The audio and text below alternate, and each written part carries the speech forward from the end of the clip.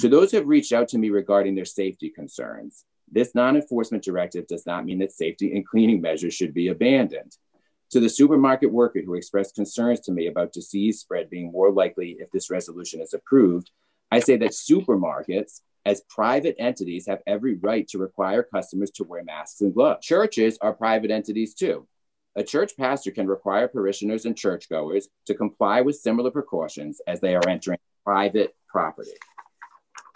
Over the past few years, we've sometimes forgotten those principles of private property and personal responsibility. I encourage personal responsibility. I trust that our residents and business owners will exercise it. Many opponents of my resolution have made emotional pleas citing health concerns. Yet I have seen very little grassroots opposition to big box stores remaining open, while small businesses offering what the state deems non-essential are forced to close. The spread of germs in big box stores and the magnitude of people shopping in them pose a much greater risk of disease spread than in small businesses, such as my local grocery store, that limits occupancy to 7 customers at a time. So again, I just want to reiterate the importance of personal responsibility, not state-imposed responsibility here.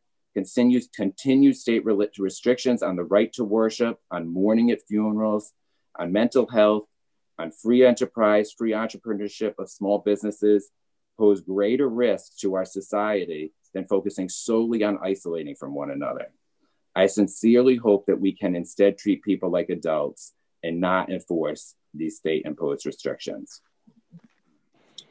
So I hope to have a conversation here about this issue tonight, but over the last 72 hours, 3 of my colleagues have all indicated on WPRO that they will not be supporting this resolution. So I've always been practical in my 7 years on the council, so I have no desire to waste people's time discussing an item we know is not going to pass. So right now I'm going to be withdrawing item number 17 and we'll be moving on.